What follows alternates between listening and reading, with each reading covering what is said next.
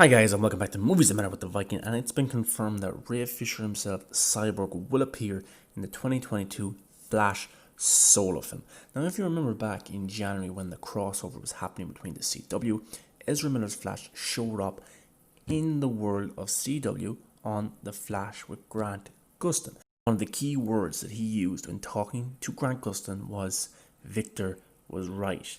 So, Victor obviously helped him with his travel through time, through him going back in time. Now we know that there's going to be time travel in Zack Snyder's Justice League next year, and maybe this is when Barry discovers of what his powers can actually achieve, and maybe this wants to make him go back and change what happened to his mother, maybe leading to the Flashpoint paradox in the film. So this is my predictions of what I think is going to happen, and also some parts of it will be of what I want to happen in the Flash solo film in 2022. So here we go. I want to see Jeffrey Dean Morgan. Now, we all remember him. He portrayed Thomas Wayne in Zack Snyder's Batman vs. Superman. He appeared in the opening sequence, and of course, as the story goes, the Waynes were murdered. Martha Wayne and Thomas Wayne shot in front of Bruce.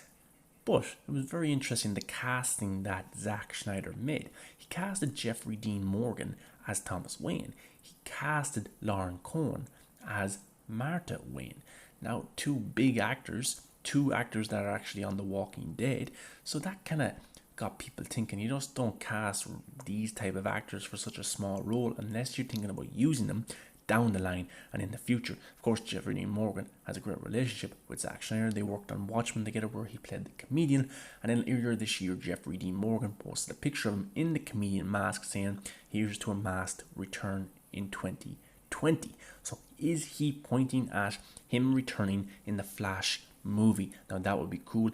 Even if it's just a little small vivid look at him in the bat suit, that would be amazing, because in the Flashpoint paradox, what happens is Barry goes through time, but in this timeline, Bruce is the one who died. His father and his mother both survived, which led Thomas Wayne to becoming Batman and Martha Wayne to becoming the Joker. So that's a pretty cool, interesting storyline that you could tell within the Flash film, and I would love to see Jeffrey Dean Morgan come back as Thomas Wayne, but also as the Dark Knight in a different timeline, a much darker Batman, and that would be amazing. Also, I'd love to see Lauren Cohen come back as Martha Wayne. Maybe there's an interesting story that you could tell, because look how big of a ploy she was in Batman vs. Superman. She's what turned Bruce back. She's what kind of brought Bruce back to reality and made him not kill Superman. So I would love to see Lauren Cohen come back as the Joker. It would be pretty interesting to see a female Joker and see what she could do. She's a very good actor in The Walking Dead. I've watched her on that for a very long time, and I'm sure she could pull it off. She's an amazing actress, and Zack Snyder didn't just cast her for nothing. So that would be really cool to see her as the Joker. Also, I would love to see Ben Affleck himself make a cameo. I would love to see Ben Affleck. He's one of the best Batmans of all time. We'll get to see him come back in 2021. But I also think there's an interesting way. I know I'm saying a lot of people to appear in the Flash film when this is supposed to be a Flash film, but I'm not talking about these characters having big roles in the film. I'm talking about them having kind of cameos, little flashes through the film. We get to see glimpses of Thomas Wayne, of Martha Wayne, but I think it'd be cool to see Ben Affleck's Batman stand toe to toe with his father, with his mother. Think of the acting that would go on there. Think of the emotional internal struggle that would bring Bruce Wayne seeing his dead mother, his dead father as the Joker, and as Batman as him. That would be pretty cool. Also, I would love to see Billy Crudup come back as Barry Allen's father. He made a glimpse of an appearance in the 27 Justice League film, but his role was cut a lot. Of course, he was Dr. Manhattan in Zack Snyder's Watchmen, and he will be in the 2021 Zack Snyder Justice League. We got to see a glimpse of him, but that was a reshoot of him in that film. But I would love to see him come back in the Flash solo film and play Henry Allen, because in some storylines, Henry Allen becomes the Flash in a way as well. So that would be really, really cool. Also, one of my predictions, one of my kind of things I wanted to happen was Ray Fisher to appear in the film, and it's happening. Andy Muschietti, the director, sister, confirmed this on her Instagram through a DM, saying that Ray Fisher was obviously going to be in it, so that's pretty darn cool for Ray Fisher. He's an amazing man.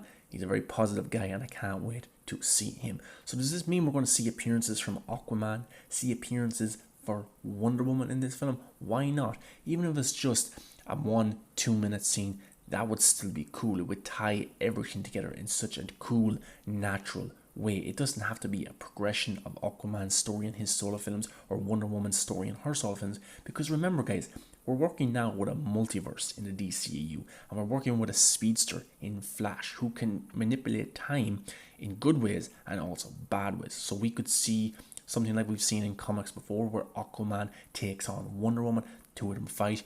I think Wonder Woman wins and kills Aquaman. We could see that could be pretty cool. Another thing I would love to see is the reverse Flash. Now I've seen glimpses of this character in the CW show, and I really like the character. A very kind of darker version of the Flash and a nemesis of the Flash, one who in some comic storylines was the reason that Barry Allen's mother was killed and his father was wrongfully convicted of the murder. So that would be cool to see the reverse Flash on the big screen. And here's a prediction: I would love to see Matthew McConaughey portray the reverse Flash. That's just a little thing I have. I would love to see him become that character.